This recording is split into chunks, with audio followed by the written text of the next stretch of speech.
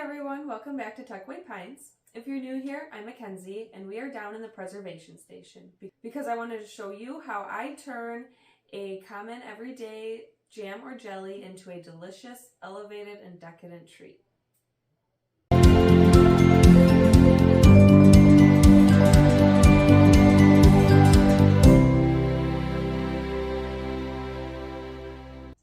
Today I'm going to show you how I turn raspberry jam into a delicious and elevated treat for baking, putting it on your toast, maybe even your pancakes or waffles if you like that, crepes or any sort of filling. It's super delicious. I know I said raspberries, but you can also use this recipe with strawberries or any sort of berry that would pair nicely with some chocolate. That's right, I said chocolate.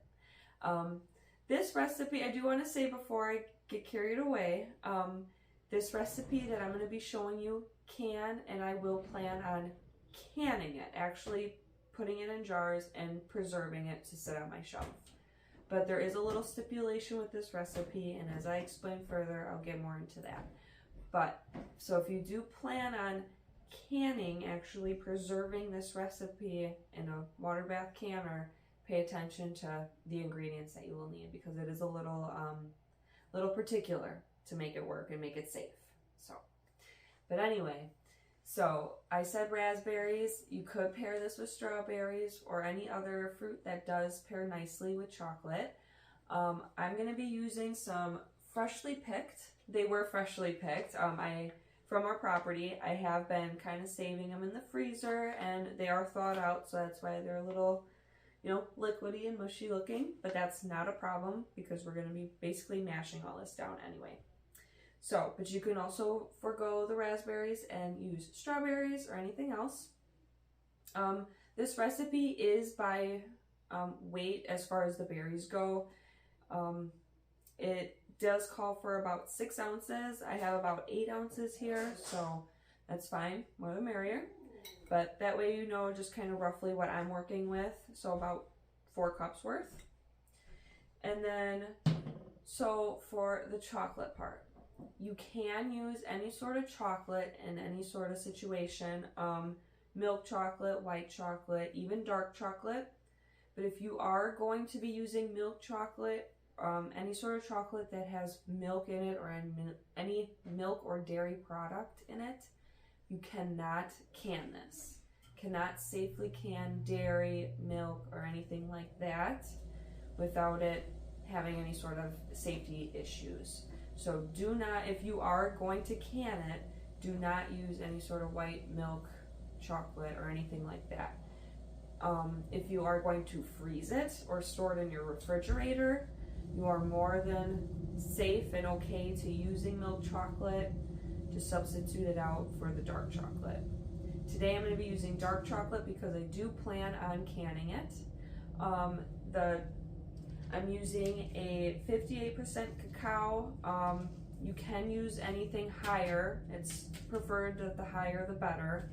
But I would stress to make sure, read the labeling and all that, make sure there's no milk products, no milk powder, nothing to milk or dairy whatsoever. And even read, there's like a section that says this has been processed with milk or anything like that in other factories, things like that. So I found one that doesn't have any of that, so I feel pretty good about using it. It's a dark chocolate, it's a baking bar, but it is sweetened with stevia, so I thought that was kind of an added bonus. No extra sugar because we are going to be adding our own sugar. And also, you're not going to be using any pectin, so if you have a dietary restriction on sugar or anything like that, look into the substitution for that. But anyway, back to the chocolate.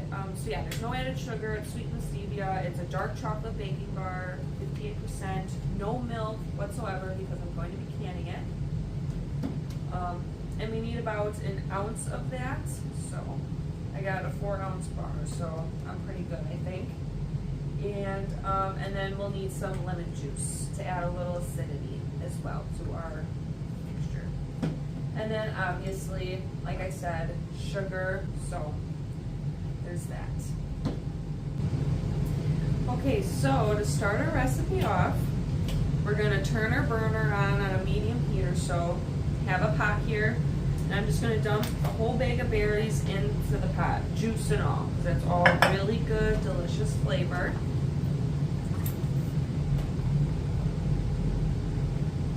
And I like to use these reusable bags, just it saves on waste, of course, but they are actually pretty strong, because believe it or not, this was sitting in the bowl and then there's nothing leaking out whatsoever. You know how some of those bags kind of leak out the juices?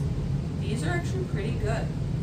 And freezer safe, of course, because I had this whole thing in the freezer, so just a little bonus. I like the reusable bags. But anyway, so we have all this in here. We're gonna let it kind of slowly warm up, and as that's happening, you want to stir it, of course, stir it in a little bit, but then you also want to mash it up. So if you have like a potato masher, like this is, or maybe even the back of like a spoon, you could even probably use like a flexible spatula. So you can just push down in there and just kind of squish all those berries. You know, when you want to get a nice like pulp going, mash it all up, and do this as it's heating.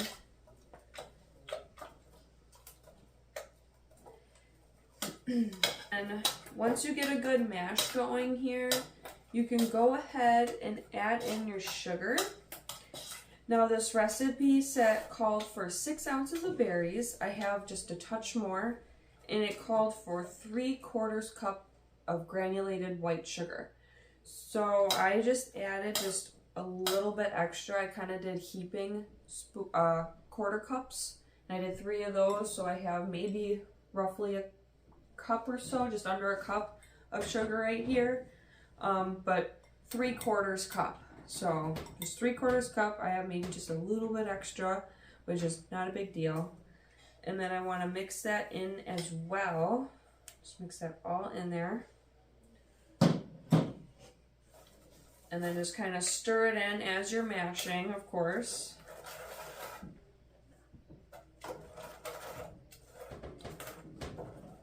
And it's kind of nice that these were frozen and then thawed, because they're already kind of this denatured in a way, I guess. They're all kind of already smushy and liquidy to begin with, so that makes it really easy to just kind of squish them all up.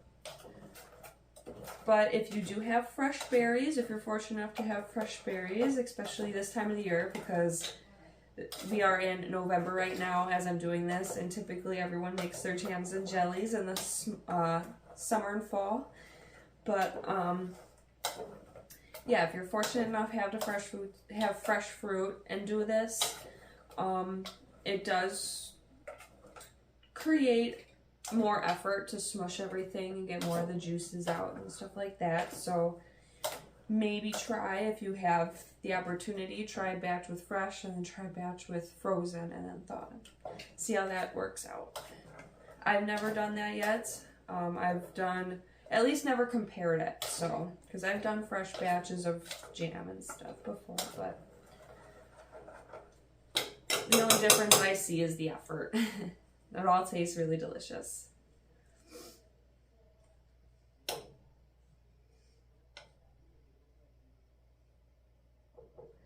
Okay, so that's mashed up pretty good. We're just gonna let that warm up. And as we are warming up, we're gonna chop up our candy bar. So for this recipe, it called for about 1 ounce of the candy bar, and this is a 4-ounce bar, so I just really need to just cut that. That's probably about 1 ounce or so. Maybe I'll use a little extra. Let's see.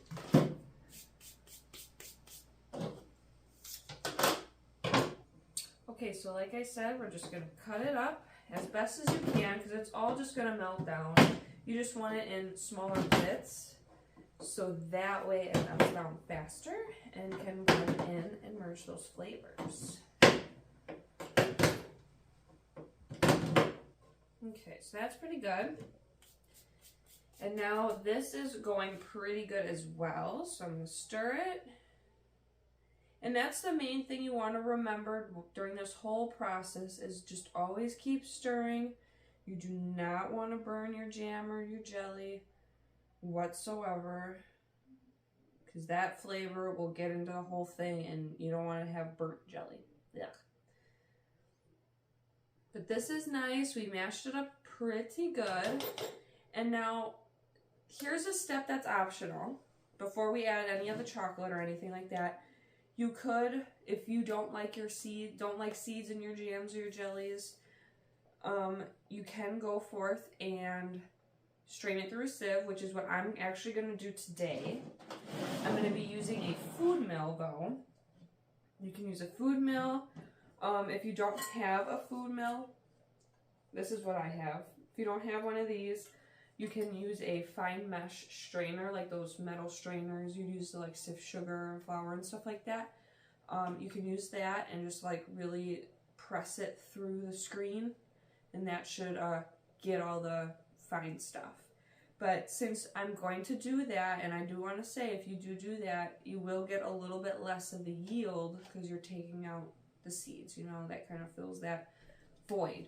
So I'm going to turn my heat down just while I do this process. I don't want anything to scorch.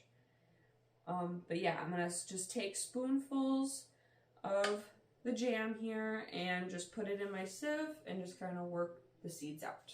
So let me grab a spoon here. I'm just going to slide everything over a little bit so I don't make a mess. Working with raspberries, I don't want to make it look like a crime scene. But I'm just going to slowly spoon some stuff in. This wooden spoon kind of sucks, to be honest. It's not really scooping good. So what I'm going to do, be careful if you do this. Don't burn it yourself, please. But I'm just going to do this in batches, though. I don't want to overload the mill. But I'm just going to kind of work everything through.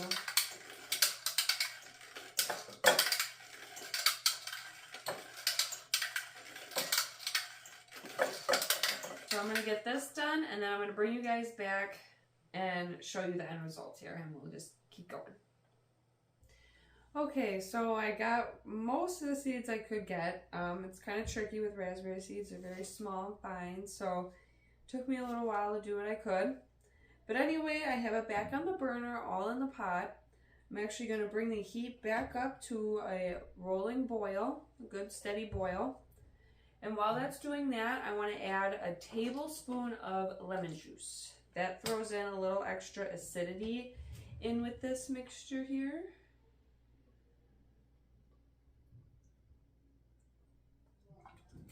A couple extra drops won't hurt. I have a little extra anyway.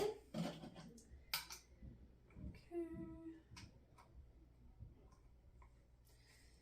And then I'm going to set the chocolate off to the side for now because we're going to let this kind of cook up, warm up, and like I said, bring to a rolling boil.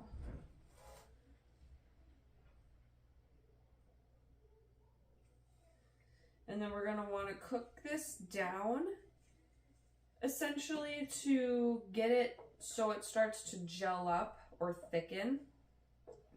The sugars will naturally thicken because all fruit, because you don't necessarily have to add pectin to most jam recipes because a lot of the fruit, depending on the fruit, because different fruit has different levels of their own pectin. So, and adding the extra sugar kind of helps with that as well. So we're just gonna, and you want to just kind of stir constantly, like I said earlier. You don't want anything to burn or scorch because that will just ruin the whole flavor of everything.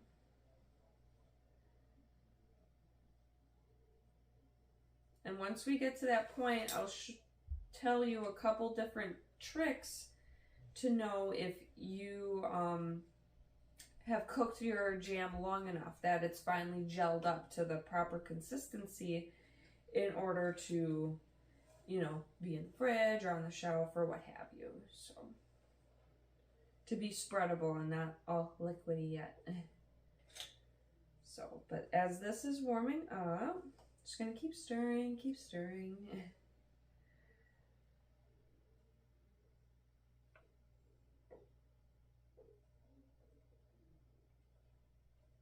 And actually, if you are canning right now, like if you plan on canning this recipe actually, now would be a good time to maybe quickly go get your pot, set it under the sink, and then let it run for a couple minutes.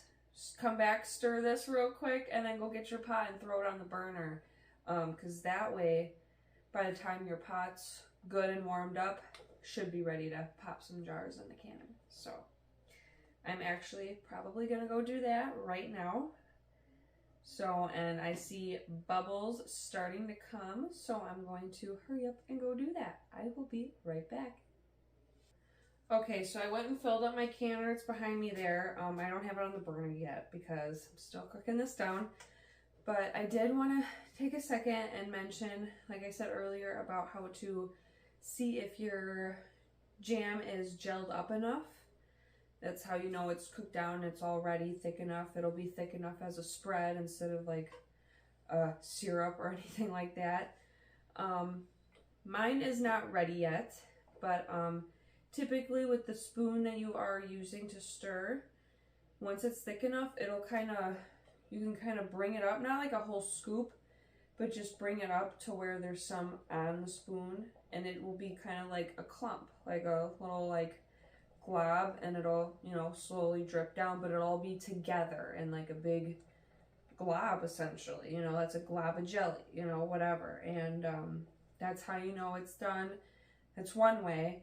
Another way that I like to do it is I'll take a little plate, you can do a little like sauce or whatever, pop it in your freezer, and if you're gonna do that, now would be the time.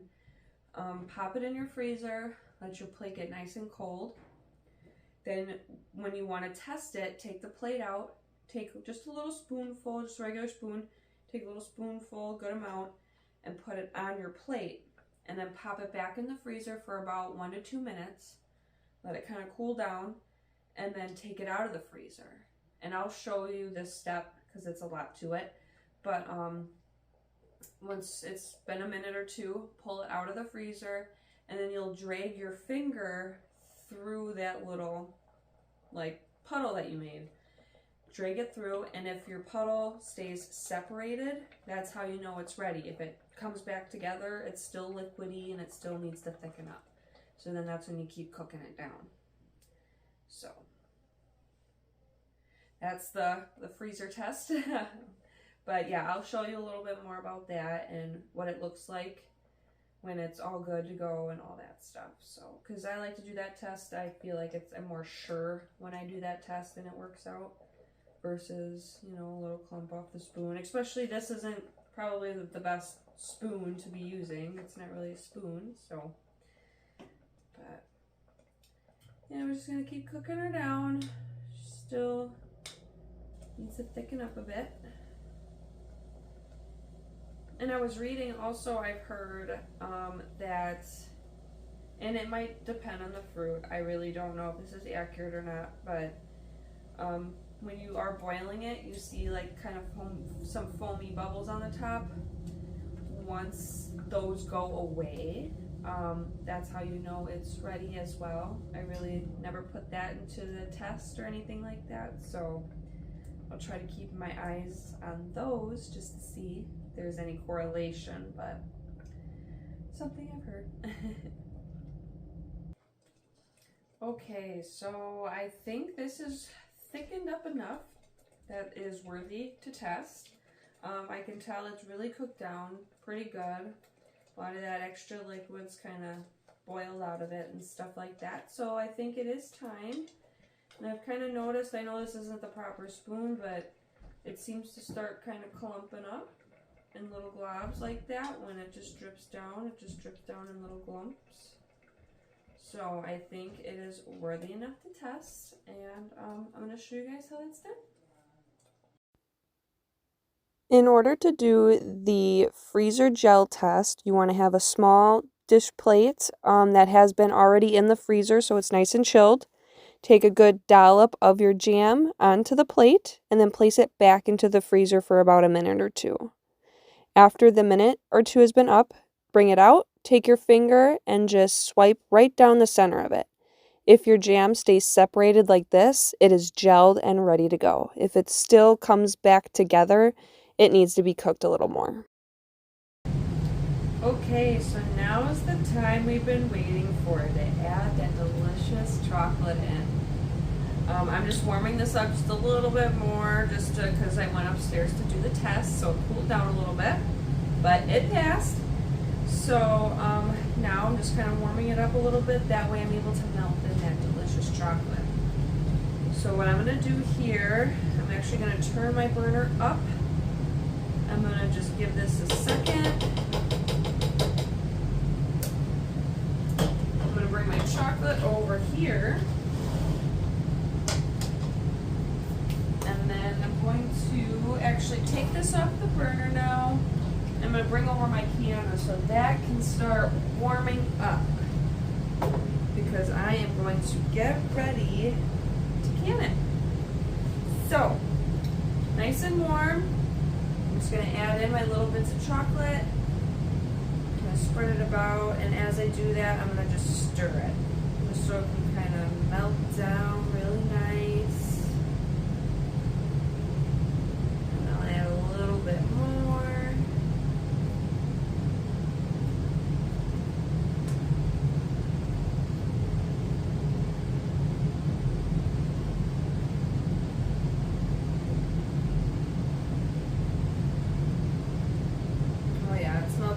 Really good,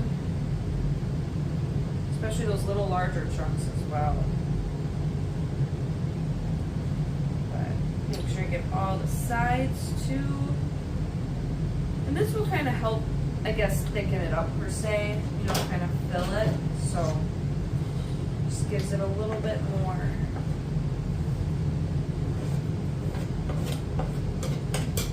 Okay, get that last little bit of chocolate in there.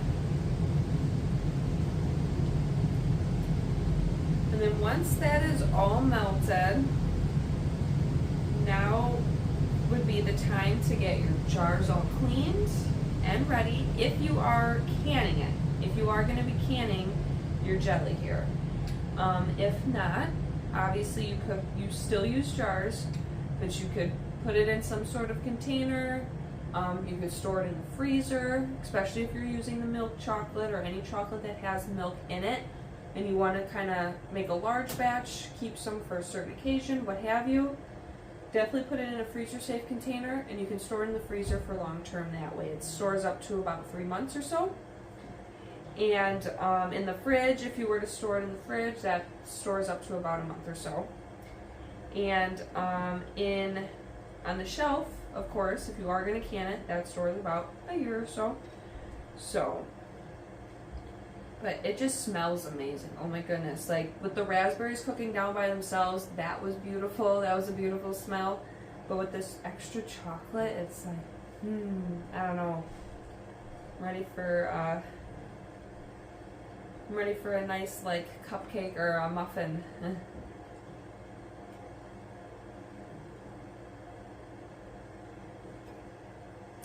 Okay, so all the chocolate's nice and melted, really nicely in here.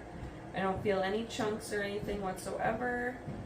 The color has darkened nicely. Actually, it's a very beautiful dark red instead of that light pink kind of red. So, it's beautiful. But anyway, I'm going to actually let this kind of rest for a little while, and I'm going to go get my jars all cleaned and ready to go while my canner is also warming up as well. So. Be right back. Okay, so my canner's still warming up. I see a little bubbles coming up, but not quite ready yet. And everything's nice and melted, and my jars are all nice and clean and sterilized. So now it is time to fill them. I'm using 1/4 pint jars. They're because I obviously don't have that much. It's about like yay high on my pot, like about this high or so. So I mean, there's not that much. I won't get a whole bunch, but I feel like when I use the smaller jars, I get a little bit more. So I'm going to be using my 1/4 pint jars, and I'm going to be filling them up to probably right about under the thread, just a hair under the thread. Gives it an inch of headspace. And also you want, if you don't have a jar funnel, get one eventually, because these save lives when it comes to filling up jars. And I'm going to be using just the handle of this little mini silicone spatula as my debubbler. I couldn't find mine. I have one. I just couldn't find it. But anything works with a little handle that you can just get in there and poke out the little air bubbles. So I'm using that. And just a little ladle to make it easy to fill. So, yep, just fill up the jars. Give it about an inch of headspace. I'm going to just move this over so I can see how high I'm going. I cannot get over it. The smell so delicious.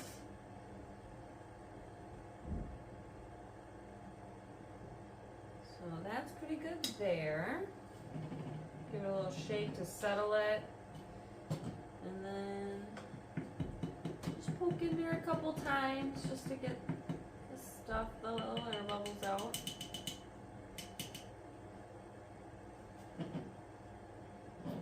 That is pretty good there.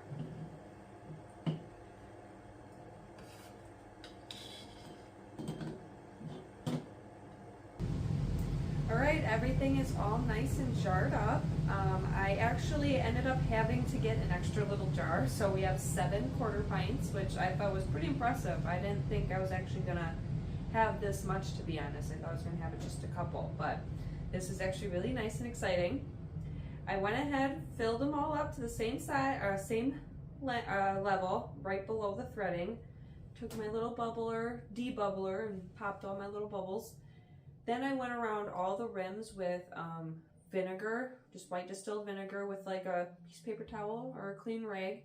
Went around the rims, the threading on the outside, just to clean them up, make sure there was no jam or oils or dust or anything on the rims, because that could potentially, if you don't do that, that could increase your risk of having a seal failure where a lid doesn't seal properly.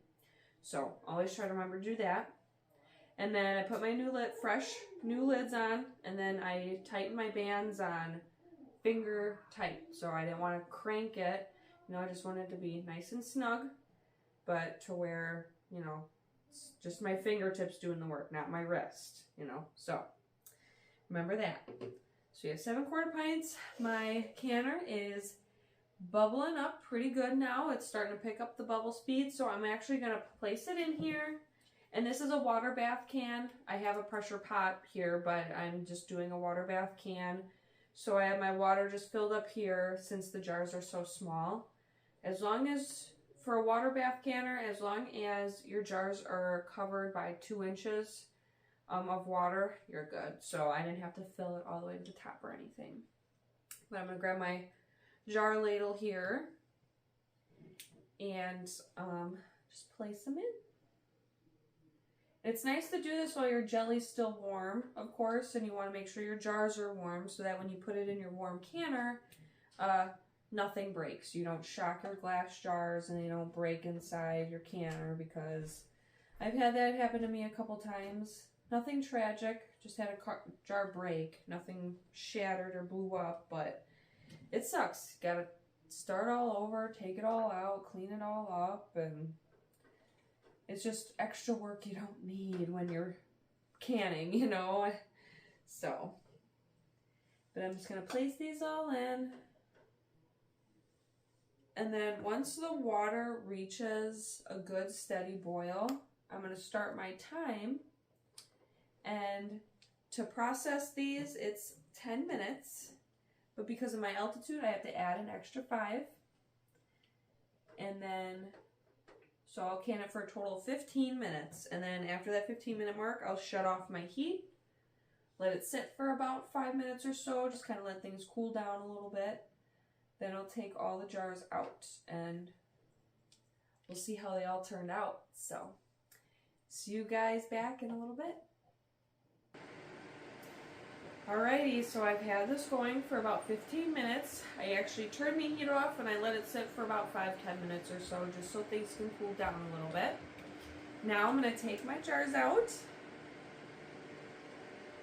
very carefully. That's why it's important to specifically have these jar grabbers, these jar ladles, for that reason. Because if you try monkeying around with other equipment, trying to improvise, it's not worth the risk, because third-degree burns are no joke. So, but anyway, looks like a couple of these sealed already, which is pretty exciting. I heard a couple pop as well, so that's music to my ears. I love it when a jar pops.